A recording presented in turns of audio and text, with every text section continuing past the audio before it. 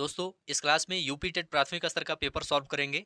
इसमें दोस्तों हिंदी विषय के प्रश्नों को देखेंगे। 2013 में हिंदी के जो प्रश्न पूछे गए थे यूपी टेट प्राथमिक स्तर में, उन सभी प्रश्नों को यहाँ पर देखेंगे। कुल 30 प्रश्न आपके एग्जाम में पूछा जाता है हिंदी से, तो 30 प्रश्न देखेंगे। सभी प्रश्न आप लोग ध्यान से देखिए और सभी प्रश्नों का उत्तर बताने का प्रयास कीजिए। चलिए शुरू करते हैं। पहला प्रश्न है दोस्तों, कपटी मित्र के लिए सही मुहावरा है। ऑप्शन है दांत काटी रोटी, आस्तीन का सांप, अक्ल की दुम, आबनूस का कुंदा। देखिए दोस्तों, कपटी मित्र के लिए सही मुहावरा है आस्तीन का सांप। यहां पर बी ऑप्शन राइट आंसर हो जाएगा। कपटी मित्र के लिए सही मुहावरा आस्तीन का सांप होगा। जबकि दांत काटी रोटी, दांत काटी रोटी मुहावरे का अर्थ है घनिष्ठ मित्रता होना।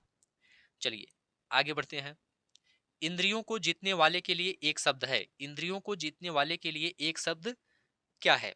तो देखिए दोस्तों, इंद्रियों को जीतने वाले के लिए एक शब्द है जीतेंद्रिय। यहाँ पर डी ऑप्शन राइट आंसर हो जाएगा, जीतेंद्रिय। जो आगे या दूर की सोचता हो उसे दूरदर्शी कहा जाता है। किसी काम को चित्त लगाकर करना दत्तचित्त कहा जाता है। किसी काम को चित्त लगाकर करना दत्तचित्त कहलाता है। और जिसकी बुद्धि कुशा की नोक के समान तीखी हो उसे क्या कहते हैं? कुशाग्र बुद्धि कहते हैं। अगला प्रश्न है, पवन का संधि विच्छेद होगा। पवन का संधि विच्छेद क्या है? पो धन अन। पो धन अन बराबर पवन। इसमें कौन सी संधि है? अयादि संधि है। यदि ए ओ औ के बाद कोई भिन्न स्वर आए तो ए का अय, बड़े ए का आय, ओ का औ तथा औ का आव हो जाता है। चलिए अगला प्रश्न देखेंगे। पुनर्जन्म का संधि विच्छेद है। ये सभी प्रश्न दोस्तों 2013 में पूछे गए हैं यूपी टेट एग्जाम में। सभी प्रश्न ध्यान से देखते हुए चलिए, कुल 30 प्रश्न देखेंगे। पुनर्जन्म का संधि विच्छेद है क्या है? पुनः धन जन्म बराबर पुनर्जन्म। कौन सी संधि है? विसर्ग संधि है। विसर्ग के साथ स्वर या व्यंजन के मेल से जो विकार उत्पन्न होता है उसे विसर्ग संधि कहते हैं। चलिए आगे बढ़ते हैं। सभी प्रश्न ध्यान से देखते हुए चलिए। इत्यादि शब्द में कौन सी संधि है? इत्यादि शब्द में कौन सी संधि है? इसमें दोस्तों यण संधि है। ए ऑप्शन राइट आंसर हो जाएगा। यदि ई उ और री के बाद कोई भिन्न स्वर आए तो ई का या उ का व और री का रा हो जाता है। तो यहाँ पर यण संधि आपका राइट आंसर हो जाएगा। नाक रगड़ना का क्या अर्थ है? नाक रगड़ना का क्या अर्थ है? इसका अर्थ है दीनता पूर्वक प्रार्थना करना। नाक रगड़ना मुहावरे का अर्थ है दीनता पूर्वक प्रार्थना करना। जबकि तलवे चाटना मुहावरे का अर्थ है चापलूसी करना। इसे भी आप लोग ध्यान रखिएगा। सी ऑप्शन राइट आंसर हो जाएगा। सभी प्रश्न ध्यान से देखते हुए चलिए। उन्मूलन का विलोम क्या है? उन्मूलन का विलोम क्या है? इसका विलोम है दोस्तों रोपण। सी ऑप्शन राइट आंसर हो जाएगा। उन्मूलन का विलोम रोपण है। उत्कर्ष का विलोम क्या होता है? उत्कर्ष का अपकर्ष होता है। उत्थान का विलोम पतन होता है। अवनति का विलोम उन्नति होता है। चलिए अगला प्रश्न देखेंगे। सभी प्रश्न ध्यान से देखते हुए चलिए। महावीर प्रसाद द्विवेदी ने आदिकाल को क्या संज्ञा दी है? देखिए दोस्तों, महावीर प्रसाद द्विवेदी ने आदिकाल को बीजोपन काल कहा है। यहां पर बीजोपन काल आपका राइट आंसर हो जाएगा, डी ऑप्शन। अति सूधो स्नेह को मार्ग है किसकी पंक्ति है? अति सूधो स्नेह को मार्ग है किसकी पंक्ति है? तो यह दोस्तों घनानंद की पंक्ति है। डी ऑप्शन घनानंद आपका राइट आंसर हो जाएगा। चलिए नेक्स्ट है, कालिंदी का पर्यायवाची क्या है? कालिंदी का पर्यायवाची क्या है? इसका पर्यायवाची यमुना है। डी ऑप्शन राइट आंसर हो जाएगा। कालिंदी शब्द का पर्यायवाची यमुना है। यमुना के अन्य पर्यायवाची दोस्तों अर्कजा, रवितनया, कृष्णा, जमुना, कलागंगा, सर्वसुता, ये सभी आप लोग ध्यान रखिएगा। यहां पर लक्ष्मी का पर्यायवाची की बात करते हैं तो श्री, कमला, रमा, पद्मा, पद्मासन, ये सभी लक्ष्मी के पर्यायवाची शब्द हैं। ठीक है। सरस्वती के पर्यायवाची शब्द भारती, शारदा, वीणा, इसे आप लोग याद रखिएगा। और गंगा के पर्यायवाची शब्द भागीरथी, जाह्नवी, सुरसरी, देवसरी। यहां पर डी ऑप्शन राइट आंसर हो जाएगा। अगला प्रश्न आपके सामने है, आधुनिक हिंदी साहित्य की पहली आत्मकथा के लेखक कौन माने जाते हैं? आधुनिक हिंदी साहित्य की पहली आत्मकथा के लेखक कौन माने जाते हैं? तो देखिए दोस्तों, बाबू श्याम सुंदर दास, याद रखिएगा पहला ऑप्शन। आधुनिक हिंदी साहित्य की पहली आत्मकथा के लेखक बाबू श्याम सुंदर दास हैं। यहां पर ए ऑप्शन आपका राइट आंसर हो जाएगा। अगला प्रश्न है, कार्य के आरंभ में ही विघ्न पड़ना किस मुहावरे का अर्थ है? कार्य के आरंभ में ही विघ्न पड़ना किस मुहावरे का अर्थ है? तो देखिए दोस्तों, राइट आंसर हो जाएगा सिर मुड़ाते ही ओले पड़ना। सी ऑप्शन राइट आंसर हो जाएगा। सिर मुड़ाते ही ओले पड़ना मुहावरे का अर्थ है कार्य के आरंभ में ही विघ्न पड़ना पड़ता है।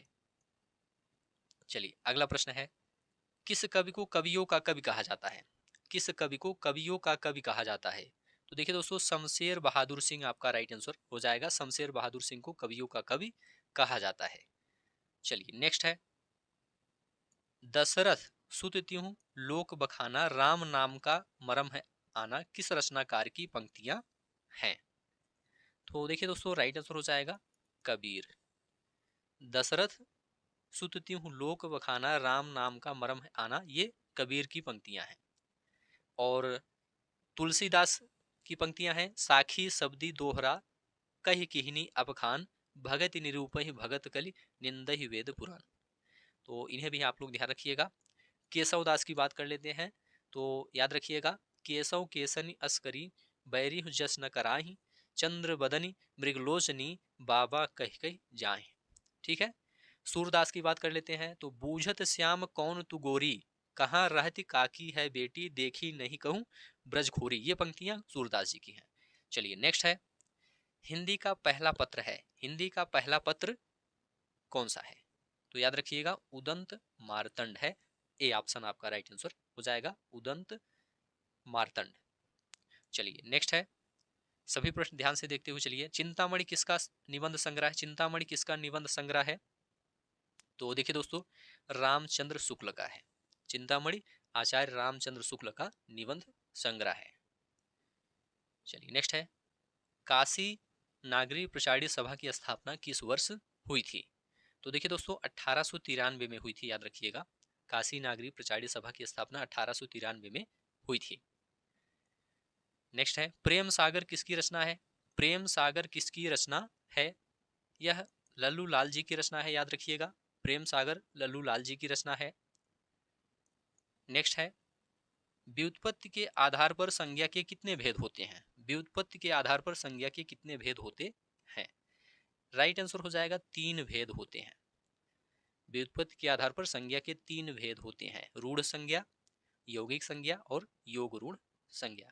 और अर्थ दृष्टि से संज्ञा 5 प्रकार के होते हैं, व्यक्तिवाचक, जातिवाचक, भाववाचक, समुदायवाचक और द्रव्यवाचक। तो यहाँ पर पहला ऑप्शन राइट आंसर हो जाएगा। हिंदी के शब्दों का लिंग निर्धारण किसके आधार पर होता है? देखिए दोस्तों, हिंदी के शब्दों का लिंग निर्धारण संज्ञा के आधार पर होता है। तो बी ऑप्शन संज्ञा आपका राइट आंसर हो जाएगा। कारक के कितने भेद होते हैं? कारक के 8 भेद होते हैं। कर्ता कारक, कर्म कारक, करण कारक, संप्रदान कारक, अपादान कारक, संबंध कारक, अधिकरण कारक, संबोधन कारक। कुल 8 प्रकार के होते हैं हिंदी में। घ वर्ण का उच्चारण स्थान कौन सा है? तो याद रखिएगा कंठ है। क ख ग घ ग, इनका उच्चारण स्थान क्या है? कंठ है। यहाँ पर बी ऑप्शन राइट आंसर हो जाएगा। छ वर्ण का छ वर्ण किसके योग से बना है? तो देखिए दोस्तों, यह का और सा के योग से बना है। यहाँ पर पहला ऑप्शन राइट आंसर हो जाएगा। चलिए आगे बढ़ते हैं, शुद्ध वर्तनी का चयन कीजिए। यहाँ पर शुद्ध वर्तनी का चयन करना है।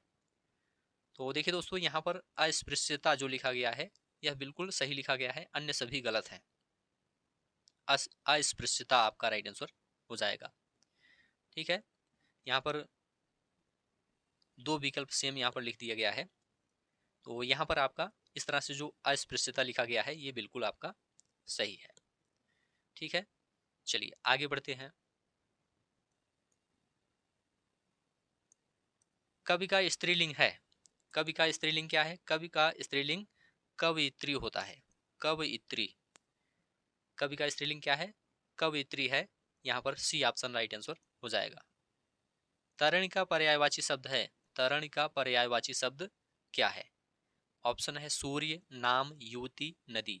देखिए दोस्तों, राइट आंसर हो जाएगा सूर्य। तरण शब्द का पर्यायवाची शब्द क्या है? सूर्य है। सूर्य के अन्य पर्यायवाची शब्द की बात करें तो रवि, भानु, दिनकर, दिवाकर, भास्कर, प्रभाकर, ये सभी आप लोग याद रखिएगा। मीन का पर्यायवाची, मीन का पर्यायवाची शब्द है, राइट आंसर हो जाएगा मत्स्य।